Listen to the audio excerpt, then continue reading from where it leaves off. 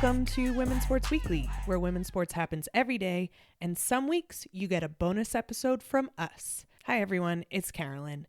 This week we joined our friends at the Draft Game podcast and drafted the best women's sports athletes since 2000. We each had 5 picks over 5 rounds. That's 25 of your favorite athletes. There were disagreements and trash talking, but ultimately we created an awesome list of some of our favorite players over the last 24 years. The best part is you, our listeners, get to vote for the winner for the best draft. Check out at Draft Game Pod and at Women's Sports Weekly on Instagram this week to vote for your favorite picks. Be sure to give the Draft Game a follow on Spotify, Apple, and Instagram, and let's get into it. This week, we have special guests with us. We have the 2 lovely ladies from the Women's Sports Weekly podcast. Say hi, guys. Hi, everyone. This is Carolyn.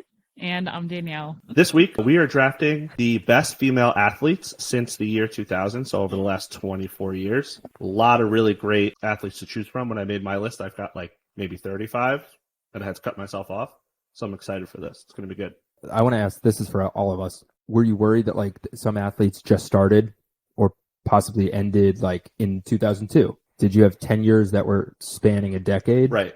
There's a few that squeaked on my list that did most of their like sporting in the 90s. So I kind of knocked them down a little bit for that, but I'm just going completely biased here on who I like the most. Obviously there's going to be they're all going to be great athletes, but there are some on here that I'll pick just because I like them.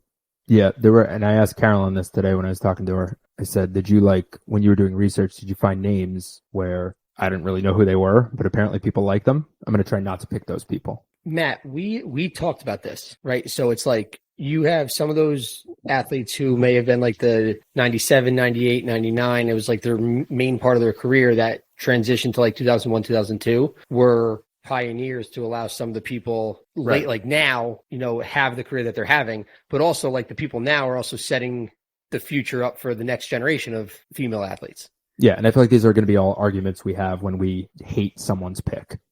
I'm not going to hate a single one of these picks. I'll tell you if I think it was a little high, but I can't see myself hating on one of these picks. If Brian picks it, we can hate it. I know. I like to argue a lot, but it's going to be hard to argue this. I'm going to hate some picks. I can tell you that right now.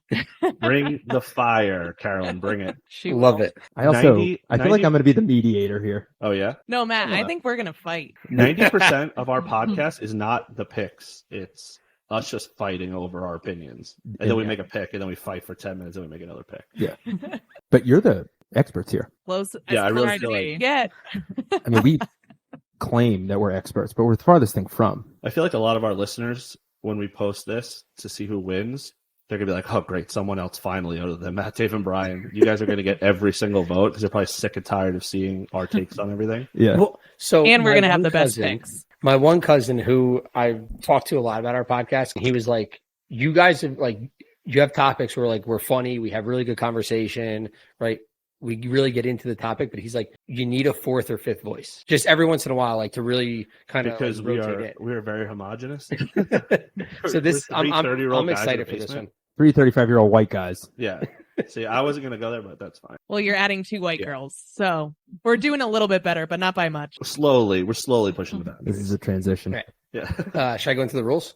Yeah. Okay, so it's our typical snake draft. We're going to add 2 new teams. So we're going to have 5 total teams today. Since we have 5 teams, we're going to eliminate 1 pick. So each of us is going to take 5 picks as opposed to our normal 6. I do have cards here. Because we're not all in the same place, we're going to let Carolyn and Danielle pick first. And they're just going to tell me what number card they want. I'll show it to you so we know what pick they have. All right, let's go. You want to go first? I'll go first. Okay. I'll take the 3rd card, number 3. The 3rd card. Card 1, 2, 3 is the 2 pick. Nice. Terrible. Matt loved the 2 pick. No matter what you got, I was going to say it was terrible. So I'll take the 1 pick. You mean all right, first? The 1 card, Confident. not the 1 pick. The 4 pick. The 4 pick. Actually, that couldn't have gone better because we're going to go Draft Game, Women's Sports Weekly, Draft Game, Women's Sports Weekly. Oh, perfect. Matt, you're up. we got 3 cards left? 3 cards left. 1, Give 2, or me 3. the bottom one. You want the bottom one? Sure. First pick, baby. 2 weeks in a row, huh? Dave, I'll take the bottom one, too. take the bottom one. 5. Oh, 5 right, picks. I got the turn. And I'm going to be right in the middle. I think that's the best one. I'm going to be able to see a lot of picks here. Well, you're gonna Bounce get a off pick, everybody. and then you're going to have to wait 8 picks. and then I'm going to have to end up doing the same. I think we were talking about this too. 5 picks is going to be weird because when you have the second pick out of 3, you're really not waiting that long for it to come back to you. We'll see how it goes. Yeah. Let's do it. All right, Matthew, you're up. I got the number 1 pick. I'm going to go with Serena. Is that a boring pick? No, it's not a boring pick. It's the best pick ever. Yeah. It's a prestigious pick. Part of what made me pick, well, when I came up with my list, I feel like women's sports, especially college basketball, WNBA, has been on the rise lately. Tennis was a sport to me that gender was never, like when I was 11, I was watching women's tennis. Right. I was not watching women's college I feel basketball like a lot until of people recently. were like that because I also, when I was a kid, Wimbledon used to be on HBO when I was very young, and I used to look forward to that every single year, and I would watch it all day regardless of Men's, who was women's. playing. Yeah. And that was like when Steffi Graf was really like a big deal. It was so much fun. I like the pick. I like it. Go She for was it. ranked number 1 in singles for 319 weeks, combined 39 major titles, 23 in singles, 14 in women's doubles, and 2 in mixed doubles. She's just a legend. She's the best athlete of all time, in my view. And I'm real mad that you picked her. So from now on, when I make picks, I'm just going to point to you and you just throw out stats. Okay? Nice. Sounds good. I feel like you guys are better at the stats than we are. She does have 23 Grand Slams, though. Yes. Right? And there's actually only one other tennis player that has more. It's a guy. Do you know who it is? Novak? Johnny Yep, it is McEnroe. Novak. Yep. Okay, second pick. Who's got the second pick? Danielle. I do. I am going with my personal all-time favorite player, Candace Parker. She played for University of Tennessee. She started as freshman year in 2006. Fastest woman from Tennessee Vols to score 1,000 career points in 56 games. She had 2 NCAA championships there in just 3 years because she redshirted her first year, played 3 full seasons, and then decided to pursue the Olympics in a professional career. And then she played for the WNBA for 16 years. She actually just retired recently, as of 2 weeks ago. And she had 2 MVP awards, 3 WNBA championships, all on 3 different teams. Your listeners have heard this. Mm-hmm. Our listeners have not. Can you give us like the quick elevator version of why Candace Parker means so much to you personally? Well, you can listen to episode 17 on Women's Sports Weekly where Danielle reads her letter that she wrote to Candace Parker in 2008, but go ahead. When I was in high school, I just was a huge Pat Summitt fan who was the coach of University of Tennessee, and Candace Parker was their best player at the time and just was obsessed with her and the way she played. 6'4" point guard. She was listed on the roster at one point as point guard, forward, center. Like she could just literally do everything. First woman to dunk in an NCAA tournament game. Yeah. Her stats are unbelievable. And just watching highlights of her, like, I don't think she gets enough credit that she deserves. And I don't think enough people know her name. And it just stinks that she retired. I thought she had at least one more year, but she was hurt last season. And I think she just realized her body's had enough. Matt asked me where I had Candace Parker ranked. Did you have her on there? I do. I had her on here. Where'd you have her? 17. That's way too low. Way too low. I had her somewhere similar, and maybe subconsciously part of me was like, Danielle's going to take her no matter what. Oh, right. she Like Brian gets a last chance. week with Yeah. Inside Out. Yeah. No, absolutely So phenomenal player and like a laundry list of accomplishments. Mm-hmm. I just had a really hard time making my list. That's the point I was making, was that there's so many great athletes on the list. I had a bunch But of basketball good pick. players. I And think I said Danielle's it's away from picks. them. I have mostly basketball. I think players. Danielle's going to have an entire basketball team by the time we're done. You're going to have a starting 5. Well, I do have one non-basketball player in my top 5. If it doesn't get, I if wouldn't she be has One? surprised. One? non-basketball player in my top I 5. don't She's have just a creating a basketball basketball team. player in my top. I don't either. Wow, I might All right, it's get gonna be all my fun. picks then. Brian, let's go. What do you got? I'm staying in basketball. All right, and I'm go. going to take the next obvious pick. I'm taking Caitlin Clark. Oh, Carolyn, Right. have some things to say about Hey. that. overbid.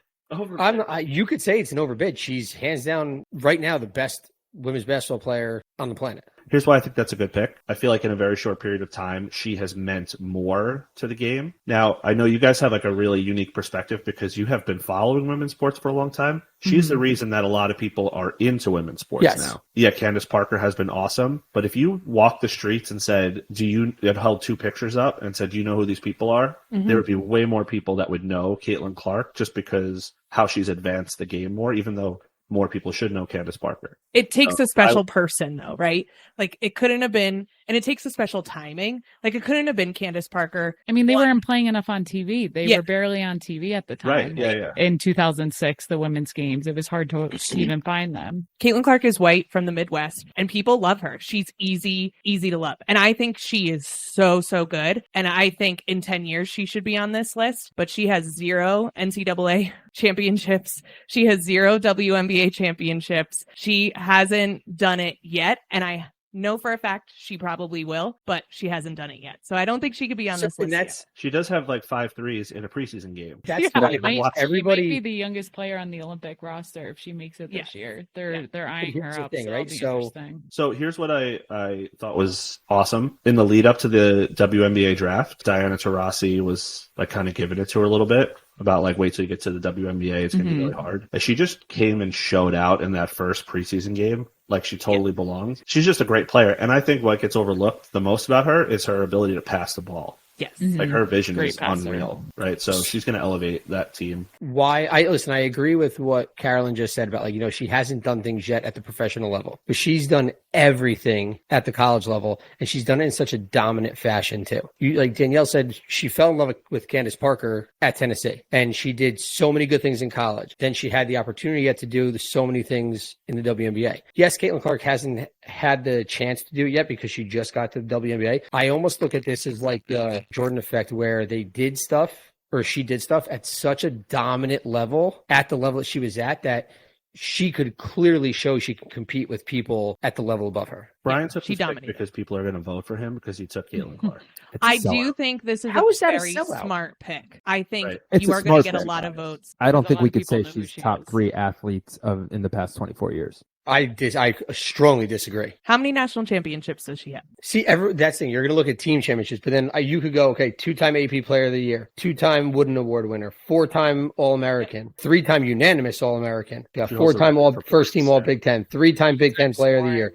Big Ten Freshman of the Year, Yep. 3-time Big Ten Tournament Most Outstanding Player, right? Someone did their homework, bro. NCAA Howdy. scoring leader, right? Men's and women, right? And you can, and I don't care what people say, like people are going to argue the point of Pistol Pete didn't play with a 3-point line. Caitlin Clark did. Pistol Pete played in a time where anytime he got fouled, he shot free throws. He was getting 3 points. It was just like having a 3-point line, right? So I don't buy the argument, well, he played with a 3-point line and he didn't play with a 3-point line and she did. I right. think it's a great pick. I think in 10 years, it'll be a better pick. Can I Fair. tell you what I wrote down? I literally wrote this in case I took her. I had her way lower, but I said, I'm going to make an investment and say that if we came back and did this 10 years from now, we might be upset with ourselves if she was low on this list because of how great she might be. Probably will be in 10 years. Listen, no one's going to argue. Well, we Caroline all will. argue, but I love I think a lot of Caitlin the Clark. listeners won't. I really do. I think there's a whole history behind her that we're going to honor right now. So that's great. All right, Carolyn, you're up with your first round pick. This person has earned 5 moves that bear her name in the international rulebook. For my first pick, I'm going Simone Biles gymnastics. That's a real first round pick, right? She was there. my number 2. Yeah, she was my number 2 as well. I already had her pegged as my next pick coming back. 6-time world all-around champion. She is a mental health queen. She does it all. She'll be back in the Olympics hopefully this year. Will she really be back in the Olympics again? How old is Simone Biles? This has to be her last Olympics. 27.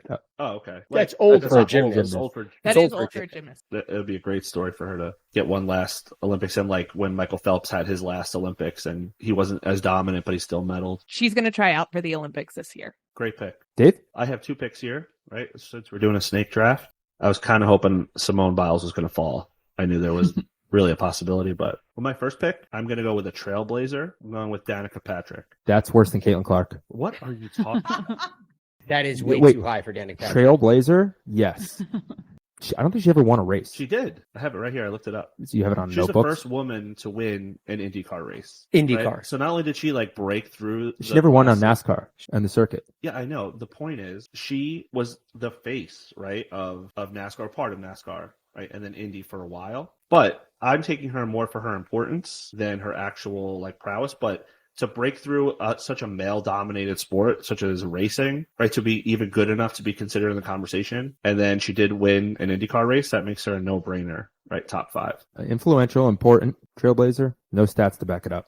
Okay, cool. I like the pick. I think she's a trailblazer. I don't think she's worthy of a first round pick. With my second pick, so this will be the first pick in the second round. I'm probably going to get it for this pick also. I'm taking Ronda Rousey, No, that's a good pick. right? I think that's great. Just completely dominant, right, in MMA. Probably the scariest person on this list, right? She could beat all of us up. Combined. Yeah, but she was absolutely dominant. You could say even like if you want to consider WWE a sport, like she just branched out and is just successful with everything. Yeah, she was in Fast and the Furious movie too. And she was an Entourage too. 11 of her 12 wins came in the first round, and 8 of those wins were in less than a minute. That's absolutely wild. You have the stat on how many of those were submissions too? Because that makes Right. a less than a minute submission even more impressive. 9 wins via armbar submission. Yeah, She that's just also- She outrageous. made someone give up in less than a minute. She also, You know what? I'm done. This is the stat that I wrote down because it kind of jumped out at me. She also has an Olympic gold medal in judo. That was kind of her like starting point. right. Like that kind of what like got Dana White's attention with her for the UFC. All right, over to Carolyn with the second pick in the second round. This person goes by one name and one name only. Marta in soccer. You know you're iconic when you only go by one name. She has been the FIFA World Player of the Year 6 times. 5 of those were consecutive from 2006 to 2010. She's Brazil's top goal scorer. She just announced this year that she is retiring from international play. She currently plays for the Orlando Pride in the National Women's Soccer League. Her team is so good. She is 38 years old and she continues to play at the highest level and still makes young women look like she's the best because she is. She's dominant. I did not realize she was 38 years old. That's wild. Crazy That's old for a soccer player. Was it this past for any World Cup sport. where she set the record for most goals in a World Cup? She had Well, 17. she holds 17. Yeah, 17 goals is the most for an international tournament. Wasn't this of any past time. World Cup? No, it was the one before that. Okay. Because didn't they win? When she set that record, they won, right? I don't remember. How many goals did the team score? If she That's a scored lot. 17, How many matches in a World Cup? Right, there's 3 in the 3 in the group stage. group stage, and then the knockout, quarter, semis, and the finals. Right, so that would be 7 7 games. matches. That's crazy. Wow. Scoring 2.5 A lot goals a of game. goals. That's wild. That's like Mazzaconi levels right there. Yeah, at practice against the JV team. And she wears red lipstick a lot and just owns it. Gotta love her. Because women's soccer is held in such high regard in our country, I feel like people in America don't really know about Marta because we have so That's many true. other household names. Right. Mhm. There was a point. I don't think anymore. I think they're pretty even. It might even still be more popular. Women's soccer was more popular here than men's soccer for a short bit. I would say And it still is. Yeah, I I say, agree yeah. with that. We've had so many household names, a lot of that I have on my list, but we still, as Americans, haven't like branched out into international soccer very well. So we know our players very well, but only see those players once every 4 years. Right, Olympics, Right, World because Cups. even when the women's team play, they play on this side of the world. They don't play in the European leagues and whatnot. So, although it's starting to change a little bit. Brian, you have the third pick in the second round. With my next pick, I'm actually going to stay in the basketball world. I'm going to take Diane Taurasi. She was like the start of that UConn dominance of women's college basketball, right? And she was kind of like the face of UConn, right? Back in 2000 to 2004, I think it was. 3-time national champion, 3-time NBA champion, Olympic champion, multiple-time Olympic champion, 2-time NCAA tournament most outstanding player, and 3-time WNBA finals MVP. Crazy. And the fact that she's still playing blows my mind. That's wild. She's been in the league now for 20 She's the Marta. years. It's insane. She is, yeah. So if you look at her career, this was a lot more common like a few years back. It's not as common anymore. In the off season, they would go overseas, right, to play. So she was kind of playing all year round. And she played in Russia, Turkey, and won there. Won Turkish national championships. Wild. Won Russian national championships. It's just absurd. If you look through her stat line of her career highlights, it's just awards and championships and unbelievable statistics. There is a great 30 for 30 podcast about her and Sue Bird's time in Russia because Insane. they get paid a shit ton of money to go there. And the guy that they were working with in Russia eventually gets murdered. And it's like very hush hush about how he got murdered. But they treated them like queens over there. Yeah. Like they talk about how different it was over there versus how they get treated in the US in terms of money and people watching. But yeah, the murder, I not think great. that is going to change very soon Yeah. because maybe I should be ashamed to say it. The first time I actively turned on a WNBA game was to see Ooh, Caitlin I don't wanna Clark's hear it. preseason. No, we're allowed to be open here. I know. Not I just get because salty. not because I wouldn't like want to watch it, but I just never followed an athlete that far into it. I remember watching Liberty games with my cousin when we were younger because she was a huge Liberty fan and she just had this jersey she wore all the time and we'd shoot hoops in my driveway. Like after that, I don't want to say I'm like an Indiana Fever fan, but I will watch those games because. And then I'll probably branch and I'll see other players I like from other teams. For sure. That's the goal. That's what we talk about all the time. The good thing about it is people are now going to see so many other players that they didn't know because That of have Caitlin been Clark, good. and that's great. Right. And for the kids, back to Diana Taurasi, she earned the nickname of the White Mamba, and she actually played the White Mamba in the remake of the Space Jam movie. She's on the Monstars. I did not see the remake. I'll Just check to it see out. Diana Taurasi as White Mamba, it's worth it. Brian won't watch it. Wait, so I Danielle, watched it on a do plane. you have Oh, Diana because we wrote. Taurasi higher than Candace Parker? Diana Taurasi is actually not on my list. She was my highest ranked basketball Wow. player. Well, speaking of Danielle, it's her turn with the fourth Yes. pick in the second round. So my second pick is going to be Maya Moore, another great player for UConn women's basketball. Yes, I'm sticking with basketball. Caitlin Clark's idol. Let's put that out. Oh, yes. Thank you. I already forgot I was going to say that. She did include Caitlin that in Clark. her speech, right? Somewhere. Yes. I saw that. And Caitlin Clark Oh, got she to was on meet that her, and she got to meet her this year before one of the games. They surprised her, and she screamed when Maya Moore walked into the room. Maya Moore was one of the best winners in NCAA history. Her overall record at UConn was 150 wins to 4 losses. While she was there, they appeared in the Final Four 4 times and had 2 national championships during that time. 4-time WNBA champion, 6-time WNBA All-Star, 3-time All-Star MVP, gold medalist in the 2016 Olympic Games, and then she won a WNBA title in 2016, and then following the 2018 season, she actually stepped away from basketball early in her career to pursue a criminal justice case for her nonprofit, which is Win with Justice. And she actually helped someone who was wrongly convicted get off on a case. And now that's her husband. They ended up getting married, but Whoa, that's a crazy story. yeah. Yeah. And Is there a documentary on that? There's got to be. it should be. I don't know if it is. Unbelievable player. I was sad to see her career end that way, but obviously she had other work that she wanted to pursue, and they're going to retire her jersey this August, and she'll also be honored for the Women's Hall of Fame this August as well. She was Okay. the exact same age as me. Like she was in college while I was in college, the same 4 years. So I remember watching UConn while I was in college. And she's other than Caitlin Clark, she's the women's college basketball player that I remember watching the most. All right, we're back to me. I'm going to go back to soccer, and I'm going to, again, go with someone who meant a lot to me. I remember watching the World Cup win in 1999. I was at my friend's house. We were up in his bedroom, and we were watching the Women's World Cup. I'm going to go with Mia Hamm. So although I think she retired in 2004, so there's only 4 years of this, or I guess 5 of this decade where she was active. I think you could also make the case, again, trailblazer. That whole 99 team was. I don't think she was, like Michelle Akers, I think was the best on that team. I think Michelle Akers retired directly after the tournament. But yeah, so although it was 4 years, I feel like she was a trailblazer, and there were names that came after her and then names that came after those. You could trace it back to her. Back to that team at least. Also, that's who I was alluding to earlier when we talked about players that would squeak on the list and who I knocked down a little just because she did a lot of her damage in the late 90s. But she also was the first player ever to win the SB female athlete of the year. She won it the first 2 years in the year 2000 and 2001. That's why I still kept her on the list. I also love Mia Hamm because I also watched a lot of the women's national team quite a bit. There was a documentary I remember watching that was just always on ESPN. I don't think it was a 30 for 30. The amount of little girls that came out to see her play, that was the focus of the documentary, was insane. I think they sold out the Rose Bowl for a World Cup game because it was in America. That was the World Cup final that year. Yeah.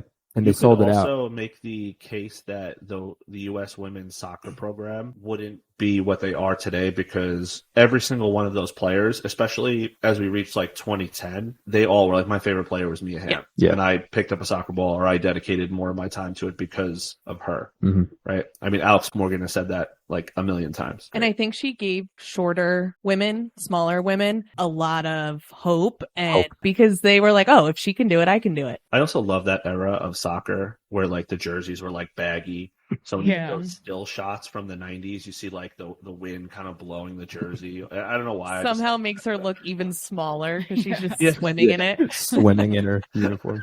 She was like the first soccer player from that era too that they like drew a lot of media attention to her too. Yeah, Also, had like she was in commercials. commercials with Michael Jordan. She Right. was like that in that Gatorade commercial where like they were competing back and forth. It would like, and that's kind of I think what helped that trajectory for the U.S. women's soccer team to like really take off after Right. that. My pick again, right? Yeah. Yep. First pick in the third round is Matt's. I was younger, early 2000s. Most of my access to women's sports was the Olympics. They played from 2000 to, I think they're still current. I didn't know which one to pick. It's almost a pair, so I had to just pick you're one. gonna kill me. Oh, I know what you're doing. I thought I This was might gonna be one of my- sneak this in. well, it might Go be. ahead. So I know who you're picking. Yeah. I'm going to take Carrie Walsh. It's almost like you should just get the pair though. I should get the pair But because you you won't. can't really have one without the other. And the only reason I picked Carrie Walsh over Misty May Trainer is that Carrie Walsh continued to play after Misty May Trainer retired. She had 3 Olympic gold medals in 2004, 2008, and 2012, bronze in 16, world championships. She has 3 gold and 1 silver. She's had the most women's career tournament victories, and she's earned the most money of any beach volleyball player. It's like $2.5 million.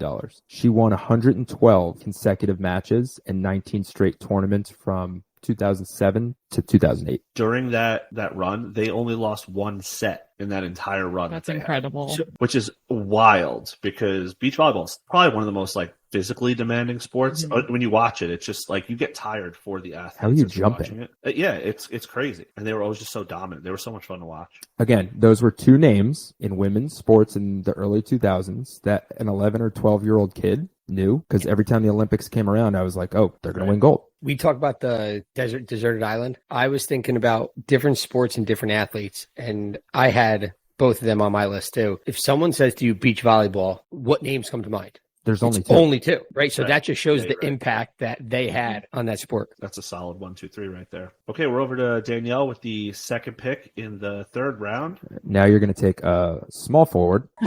So No, I she's a swear, point guard. I swear I watch I'm no other shooting guard. sports other than basketball. My third pick is a non-basketball player Woo! and also a younger athlete, so could be hit or miss. Sha'Carri Richardson. She's 24 years old. So again, younger athlete, went to LSU and won the Bowerman Award, which is the greatest honor in collegiate track and field given to the best woman in the nation that year. So that's one of the awards she won back then. She's also won world titles in 2023, so last year, in the 100 meter and the 4 times 100 meter relay. She did not compete in the Tokyo Olympics because she tested positive for THC. Paris was a Olympics big is deal. I going to remember be that, her yeah. first. Yep. So I'm curious to see what she'll do, hoping she sets some records. Her fastest 100 meter record time is 10.65 seconds, which watching a video of her run is just insane because sprinters just blow my mind. I don't understand how they do it. She also has great style. She wears like super long nails. Her hair's always done. She's always got a great track outfit on. And I think this pick is an investment pick, like Caitlin Clark. She could go to the Olympics this year and just rack up golds.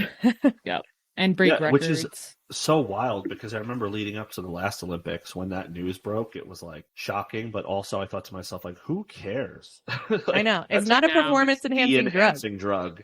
right? It's not like, oh, the other competition should have looked at her and been like, oh, great, maybe something will slow her down. Yeah. Yeah. Right? And then then she's out on the U.S. roster, and it was just Didn't she say afterwards because there was like a death? Her mother passed away. I mean, the Did you rules say are that? the rules, Oh, I right? did say And that. you want to whatever, but it's not a performance enhancing drug. It was not. And I think the further you get away from this point, with it being more and more common, I think in history we're going to look back and be like, oh, they were suspended for having THC in their blood system, and young kids are going to be like, it's in my system right now.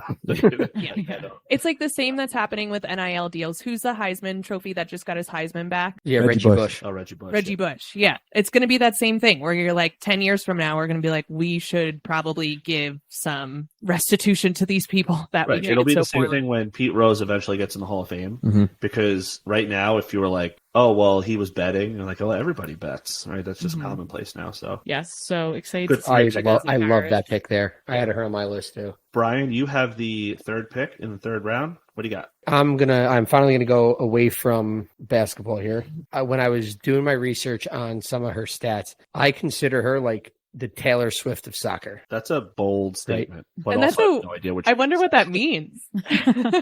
So I'm gonna take Alex Morgan here. Hmm. Came in to the U.S. national team in 2010, where Mia Hamm was that star for the Alex Morgan little girl generation of soccer players. Alex Morgan is now that for that next generation of youth soccer players. Okay, so I'll say some positive things about Alex Morgan also because she's I'm a not great going soccer to. player. Here's a couple things. Number one, there's so many people on this list that fall in this category, right? Where she just decides like, I'm going to have a baby and totally put my body out of, athletic shape and then bounce right back and be able to just go perform at the highest levels. But in U.S. soccer, I don't know if she cracks the top 10 No, there's U.S. soccer players of all time, like female soccer players. I do have to say, It's she fine. keeps finding her way onto the U.S. women's national team roster. So her longevity and will to make it on the team, I think, is really admirable. I wouldn't have her on this list, but I think she's an Most amazing. recently, she made it on because of an injury at the very last second. And she's also kind of a tap-in merchant. right place, right time. Yeah. I mean, she scored a lot of big goals, but most of them have come within 4 feet of the goal. I think there's 3 soccer players that are ahead of her for this list. Carolyn, you have the fourth pick in the third round. Give us something good. I am headed over to swimming, and I am picking Katie Ledecky. She has won 7 Olympic gold medals and 21 World Championship gold medals, the most in history for any female swimmer. I do not like you picking in front of me, Carolyn, because it's always coming right back to me, and I'm like, yes. And then you make your pick. You did it with Simone Biles, now you're doing Katie Ledecky. Yep. Great pick. Love it. She is the world record holder in the women's 800 and 1500 meter freestyle. She holds the fastest ever time in the women's 500, 1000, and 1650 yard freestyle events. She is the GOAT of swimming. She started at 2012 in the Olympics. She will be in the 2024 Olympics, and she's already said she's gunning for the 2028 Olympics. I love that. I just remember watching her. They show the world record line moving across the pool. She just kept breaking it, and then it would show up on the screen that it was just her record that was. She just kept breaking her own record. It was like in Mario Kart when you race the ghost of yourself. Yes. The long distance stuff with swimming is what just blows my mind. The 1,000, the 1,600, the 1,500. It just how she's able to just break these records over and over again is just mind blowing. I love the Olympics because it takes sports that you would not tune into and gives them a stage. I think it really invested in them, swimming being one of them. I watch swimming every 4 years, and it's the most exciting sport you could watch every 4 years. I love it. And she's just so dominant. It's excellent. End of the third round. It's over to me, Dave. I've got 2 picks here. Since one was just stolen from me, I'm going to go ahead and take one of the more correct soccer picks other than Alex Morgan. I'm going to take Abby Wambach. Mm-hmm. That was Right? The correct pick. Right. great. Not only does she have just a ridiculous number of like iconic goals, that one goal where Rapinoe. with the Cross cross from from the left Rapinoe lane. is just ridiculous. She has 184 international goals, which is wild. Now, you could say also she's kind of a tap-in merchant, but in the women's game, she dominated because she's just so physically dominant, and a lot of her goals were headers, Mm-hmm. and she's just up there, like doing the dirty work, like putting her body on the line, which is just so awesome. I don't think there's another athlete who is better at that movement, heading a ball Right. into the goal. Yep. Well, because there's differences between the men's and women's game, and you see that a lot in the men's game. And she just she brought that over, and it's like unguardable. When we were playing certain countries, I think they were playing Japan once in the finals, or was it Korea? She didn't even have to jump. I know, but it still takes a lot of skill too, and that's why her and Megan Rapinoe were such a great pairing, because Megan Rapinoe was like the ball mover and the setter, and so much skill, and she just had to get it over anywhere near Abby, and it was going in the net. Yeah, I remember it was the Olympics, right? That header that you're talking about. Yes. It was. I remember exactly where I was, and Where were you? I was at my college girlfriend's house. Ooh. Shout out.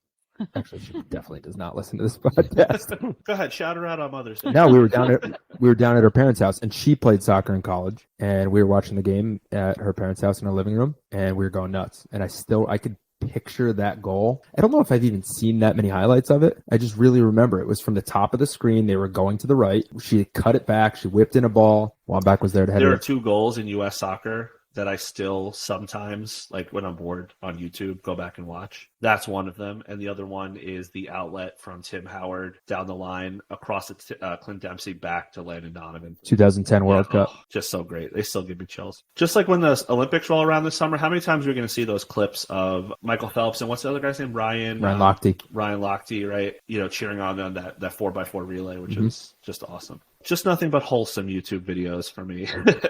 I still watch Enrique Gumbawale's game-winning shots when she was in the Final Four, so I get it. For Notre Dame, oh, yeah. she like scored back-to-back buzzer beaters to. I'll go back and watch them those too. because it's the announcers go nuts and it just gets me fired up. So with the top of the fourth round, first pick, it's back to me, Dave, and I'm going to take another just absolutely dominant athlete. I'm going to take Lindsey Vonn. I knew she was dominant, but in preparation for this podcast, I, just researching stats and writing things down. She has 3 Olympic gold medals, 4 World Cups, and 82 World Championship event wins. No one else is even close. Absolutely wild. I know skiing is not the most popular of women's sports, but she's just absolutely just smashing everyone. I'm happy to get her here in the 4th round. Michaela Schifrin's coming for her. She's another great alpine skier. Is she? Because I have no idea who she is. No? I don't. Yeah. That's why I just said, like, I knew Lindsey Vonn, and before I started researching, I just made a list of all the greatest female athletes I could think of. I think I got like maybe 30 or 40 down the list, and she was the only skier I had. I don't watch. I think she passed Lindsey Vonn. She did. She's very takeable on this list. Schifrin? Yeah. Okay, we are over to Carolyn with the 2nd pick in the 4th round. Just took Katie Ledecky. What do you got? I'm going over into track and field, and I am choosing Allison Felix. Ooh, I thought you were going with someone else. At 400 meters, she's the 2015 world champion, 2011 world silver medalist, 2016 Olympic silver medalist, 2017 world bronze medalist, and 2020 Olympic bronze medalist. Across short distances, she's a 10-time U.S. national champion. She's played key roles in the relay teams, winning 6 additional Olympic gold medals for the 4x4. She is the first female track and field athlete to ever win 7 Olympic gold medals. She is also the most decorated woman in Olympic track and field history and the most decorated American track and field athlete in Olympic history, having earned 11 total medals from 5 consecutive Olympic Games. It just doesn't get better than that. She's also a mom. She does it all. That's 5 consecutive games. That's crazy. That's a long time to be especially that dominant of an athlete, especially in track and field. Yeah. I feel like you're fast for a short time. Yeah. At least me. There was like a window where I was fast. Brian is up with the next pick in the 4th round. I'm going to go to a favorite sport of mine, and I'm not going to go to recency bias here. Right? I'm going to take Annika Sorenstam. She was my top golfer. Just probably one of the most dominant women on the LPGA Tour. Right? If you were to compare her to like a Tiger Woods, I think her running on the LPGA Tour might have even been more dominant than what Tiger did on the PGA Tour, right? And she did it for over a decade, 15, 18 years. Turned professional in 92, 72 LPGA Tour wins, 17 European Tour wins. She has 96 total wins. 96 total wins, exactly, which Tiger only has like 80, 11 or 10 major championships. So what's like a good score in golf? Golf is one thing. I caddied for a summer, but I know nothing about 80 it. or lower, I think, is considered good. A golf course is set at a Depends who you're talking right? about. So par for a course can be anywhere from 70 to 72. The best golfers in the world are shooting under par. So they're shooting somewhere in the 60s. She is the only female golfer to shoot a 59 in competition. Yes. Wow. There's only a list of maybe I'd be lucky if I shoot 5 that. men that have done that. Yeah, way to come back from Alex Morgan. You're welcome. I knew you were tend to going to do take. that. I have her on my list here, but I knew, Brian, that you were going to take her. With the 4th pick in the 4th round, we're back to Danielle. I keep going back and forth on this one. Going to go with another younger player and another basketball player. Going with Sabrina Ionescu. And I know I'm going to get a lot of shit for this because Carolyn has some things to say about her always. But I do think there's some notable stats that make her as good as she is. And another thing I like to remind people is her senior season.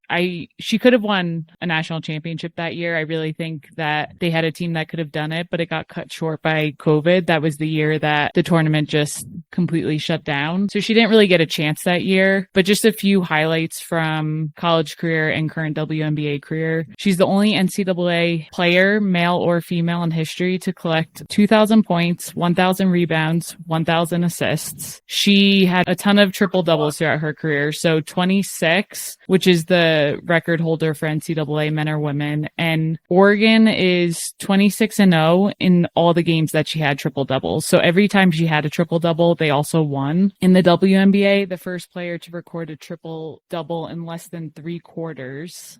Oh my gosh. Yes, Wow. unbelievable. And fastest Liberty draftee to reach 1,000 career points, and holds the all-time single round 3-point contest record with 37 points. And that was prior to this year when she went up against Steph Curry, which another player who I think is just bringing more eyes to the women's game, which is so important. So that's why I'm going with her on this round. She was also very close with Kobe and Gigi. So Yes. when he passed away and that whole thing happened, her star power almost increased exponentially too. She She was the definitely number put one Oregon overall on pick the map. for the Liberty, right? That year. She was the overall WNBA pick. Yep. Matt, She you're up loves for your getting last two. drafts. Ending my draft here, I have 2 picks. It's always tough when you get to the last 2 rounds and you have a lot of people to pick from. I'm going to go back to track and field, who, Carolyn, I thought you were going to take. I'm going to take Shelly-Ann Fraser-Price, Jamaican sprinter, who, again, I remember watching Summer Olympics, track and field. She's an 8-time medalist in the Olympics. She won gold in 2008, and then she was one of 3 people ever to defend it and win it again in 2012 in London. She went through some injuries. She came back in 2013, and she was the first person ever to sweep the 100, 200, and 4x1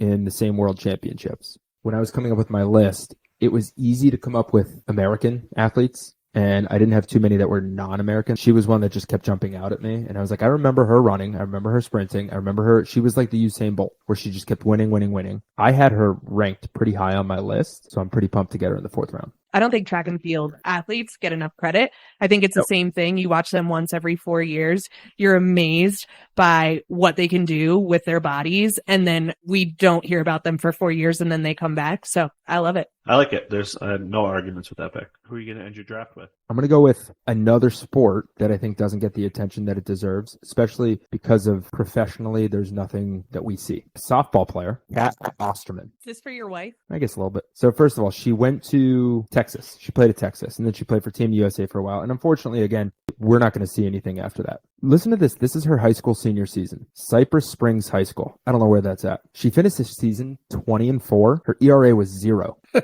Wait, she was 20-4 and her ERA was 0? Yeah, she gave up 0 earned runs, gave up 9 runs, which just means she probably had a terrible defense behind her. She didn't give up 1 earned run her senior year. You have further stats on this? Strikeouts and walks? Strikeouts, Also- 451, 3 walks. What? Also in high school, she struck out 33 batters in a 14-inning game. 14 times 3 is 42. She struck had out over 33 batters. 75% of them. So here's what I love about college softball. There are so many instances of college baseball, especially with pitching. It's all about load management and like getting them ready so that they don't blow their arms out until they, so they can get to the MLB. And that's why I love in part college softball, because they just go out there and they're like, this is the moment. And they might pitch 2 games in one day. Yeah, it's absolutely wild. Then she went to Texas. She played for 4 years. Overall record of 136 and 25. Her ERA career 0.5. She struck out 2/3 of the lineup every game. Her career whip, which is walks and hits per innings pitch, Right. is 0.49 career. So she basically has 3.5 base runners. She's a robot. And another fun fact, she started at Texas in 2002. And in 2004, she took off the season at Texas to go play at the Summer Olympics and then came back and finished out her college career. I will note, though, she never won a College World Series. Still eludes her. Not on my list, but those stats are incredible. All right, Danielle has her last pick with the 2nd pick in the 5th round, and she's going to take a shooting guard, most likely.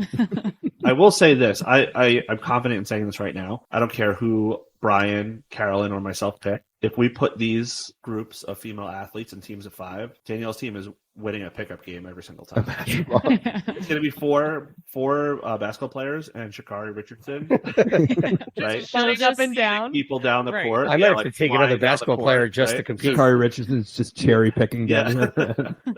Alex Morgan's going to be like, wait, what am I doing here? I don't even belong. Okay, go ahead. Make your pick, Danielle. So yes, I will stick with basketball. Actually, a point guard because Sabrina can technically be our shooting guard here. And I've been going back and forth, but I have to go with Sue Bird. Like Diana Taurasi, she, when I was younger, just really made me excited to watch college basketball. Candace Parker was a little later on. When Diana and Sue were at UConn, just so much fun to watch. And I feel that they brought a lot of excitement just to the general public. She appeared in the Final Four 3 times. She was hurt the one year, 2-time NCAA champion, 2-time NCAA all-tournament team, 3-time NCAA all-region. She has 5 Olympic gold medals, which just goes to show how long her career was, which is pretty incredible. She still holds the all-time assist record for the WNBA with 3,234 assists. You want her. That's a on LeBron your team. stat. That's a Insane. longevity stat. And But she's a 4-time WNBA champion. So when you look at her career as a whole, you can't not have her on a list. right. When I think of Sue Bird, I think of Derek Jeter. I think the comparison there, just a winner. When I was looking up the stats for this, she's on my list, and actually who I was going to take last, but you just couldn't leave any WNBA players for the rest of us. She has all those accolades, but never an MVP for the amount of time she played. But she just wins, right? 12-time All-Star, 4-time WNBA champion, everything in college. That's what I think of when I think of Derek Jeter. Just a really good player on teams that always win. Always an all-star, right? Derek Jeter has, 5 rings? Is it 5 or 4? One of those two. But on the team, never like the absolute, dominant player. And I think that speaks to her assists too. I feel like a lot of times you go to the all-time score for that, but she was the first player in WNBA history to win a title in 3 different decades, which also, when you think about that, it's just mind-blowing. And I just love that she's still so involved in sports, women's sports in general, and Show your especially t-shirt. basketball. Yeah, this shirt, Everyone Watches Women's Sports shirt, Together is the company, and she's one of the co-founders of it. So just still does a ton for the game, which I appreciate. Talk about women's sports power couples, right? Her and Megan Rapinoe. Megan Rapinoe, yep. And just bought into the Seattle Storm. So part owner now of her team, the Seattle Storm. All right, Brian, last pick. I'm going back to basketball here. I gotta have to try to compete with Danielle's starting 5 here. I know I'm going to get a little crap because of her longevity, but I'm going to take Lisa Leslie. He was She my was on- second highest basketball player. No, She sorry, was on a So- list of mine. Right. She was one of the pioneers of the WNBA, right? So she played for the Los Angeles Sparks with their inception in 97 to 09, 2-time WNBA champ, 2-time WNBA Finals MVP, 3-time WNBA MVP, 8-time All-Star, 3-time All-Star MVP, 2-time Defensive Player of the Year, over 6,000 points, 3,000 rebounds, and 822 blocks. Brian, I think you just redeemed yourself with this pick. Yes, I agree. Great pick. I try. Every once in a while I try. I actually met Lisa Leslie once. Just When subtle flexes all day from Dave. No, but this is actually a good story because when I was in college, this had to have been probably the year 2005, I guess. Our women's team at Sacred Heart, which is where I went, made the tournament for the first time. Right? They were a newly minted Division I, within the last 10 years. So they finally won their conference tournament and they got the bid. And it was at Penn State that year, so it's maybe 6 hours from where we were. We were the bottom seed, and we played Maryland, who was number 1. So we went to the game. We had a big bus that brought all the students there. We had maybe 50 of us, and we lost by 42 points or something like that. And Lisa Leslie felt so bad for us because we were cheering. She came over and sat with us because she was doing interviews and stuff. So somewhere there's a tape of me and the rest of the Sacred Heart fan section on ESPN going crazy. You're making Danielle Good very play. jealous. Yeah, I am very jealous right now. All you had to do was go to a school that could lose by 42 points to meet someone important. It was awful. Carolyn, close it out. So I'm trying to make this very well-rounded and have all the sports represented, but I'm going to basketball. An SEC champion, a national champion, a number 1 draft pick, a 5-time All-Star, a U.S. Olympic gold winner, WNBA Finals MVP, statue having, currently already has a statue of herself, New York Times bestseller, Time 100 Most Influential People in 2024, 2-time WNBA champion, 2-time Defensive Player of the Year, 2-time WNBA MVP. Before you even say her name, I did not pick her because I thought you definitely were. So she definitely deserves to be picked, and I'm glad you're picking her. And has a signature shoe coming out called the A1. Finally. A South Carolina Gamecock, most importantly, Asia Go Cox. Wilson. Asia Wilson is the person to me. When I went to South Carolina, I went to every women's basketball game that I could, and Asia Wilson wasn't playing yet. When she started playing and the Gamecocks just like went on this meteoric rise, she is the person who made me fall back in love and just be a forever Gamecock fan. So Asia Wilson is my final pick. Unbelievable player. Currently plays for the Las Vegas Aces. When did it come out that she was getting her shoe deal? Recently. Like Past this week. Yeah. Yeah, like 2 days ago. They're called the A1s, which is a great name. Long overdue. Her spelling of her first name is A, J-A, so they're calling it an A, 1. Wait, A comma or A apostrophe? Oh, sorry. Jeez. I'm not a teacher, can you tell? Her spelling of her name is A apostrophe J-A, and so the shoe is A apostrophe 1. No, that's a really good pick. And I kind of got burned here a little bit because when I was making my list, I was like, there's so many great women's basketball players. And then Danielle was like, yeah, I'm just going to pick all of them. Right?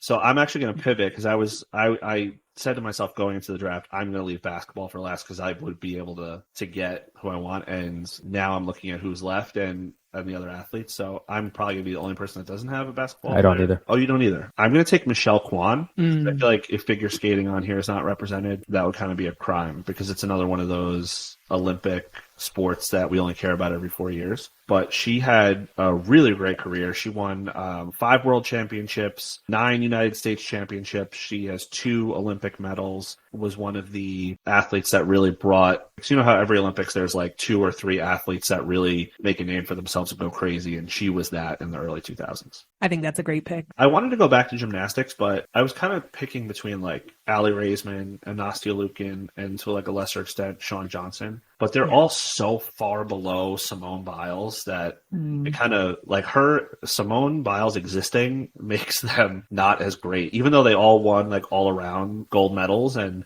as a team placed either gold or silver for all of them. Simone Biles' shadow is just so big. So I feel like figure skating was the way to go. And that concludes our draft. How did your first draft go, guys? We do this all the time, right? So this is not a big deal for us. But how do you think your first draft went? It was definitely more nerve-wracking than I thought it was going to be. I don't know why, but I'm really happy with my team. picks. Yeah. I'm thrilled with my picks. So We going to review all of them? Matt, you want to start us? I had the first pick overall. First, I took Serena Williams. Second, I have Mia Hamm. Third, I have Carrie Walsh. Fourth, I have Shelly-Ann Fraser-Price. And last, I have softball player Kat Osterman. Danielle, you want to recap your team? I went with number 1, Candace Parker. Number 2, Maya Moore. Number 3, I switched it up from basketball to track and field with Sha'Carri Richardson. Number 4, back to basketball with Sabrina Ionescu. And number 5, Sue Bird. Are we going to end this podcast and find out that Sha'Carri Richardson also played basketball in college? I wish. No, that's great. Those are 5 excellent athletes. Brian, want to recap? Number 1 overall, I took Caitlin Clark. Number 2, Diane Taurasi. Number 3, Matt, I took Alex Morgan. In the 4 spot, I took Annika Sorenstam from the LPGA Tour. And I went back to basketball with my number 5 pick, Lisa Leslie. You redeemed back there at the end. Okay, Carolyn, you want to recap? At number 1, I took Simone Biles. Number 2, Marta. Number 3, Katie Ledecky. Number 4, Allison Felix. And rounded out number 5, Asia Wilson. Nice. I had the 5th overall pick. In the first round, I took Danica Patrick, followed by Ronda Rousey in the second round. In the third, I took Abby Wambach. In the fourth, I took Lindsey Vonn. And in the 5th, rounding out the draft with the last pick was Michelle Kwan. This is a good looking board. I think we nailed it. I had a lot of fun doing this. This was great. I'm glad we got to finally link up and do this. If you guys are listening right now, please check out their podcast. Do you want to give a little plug real quick? Our podcast is called Women's Sports Weekly. You can follow us on Instagram at Women's Sports Weekly Pod. We release weekly episodes where we cover interesting stories that are happening in women's sports and share our own perspectives and just our general love for all women's sports. And for those of you Women's Sports Weekly listeners, please check out the Draft Game Pod at Draft Game Pod on Instagram. Our podcasts are on Spotify and Apple Podcasts. And can you explain what people need to do now? So when we release this episode on Apple and Spotify, we will then give a couple days for people to be able to listen to the podcast. And then we will post all 5 of our teams, each of our 5 picks. And then what they have to do is come to our Instagram page, comment on that post, let us know who they thought won the draft. Definitely not Brian. I am just happy I got a win in before we had a guest, because I was very afraid of having a guest get a win before, Oh my God. before I got my first win. So yeah, thank you so much for listening. Check out both of our podcasts. Please let us know in the comments what you thought about the draft. For both our podcasts, please like and leave us a review on Apple Podcasts and on Spotify. Draft Gamers, we'll see you next week.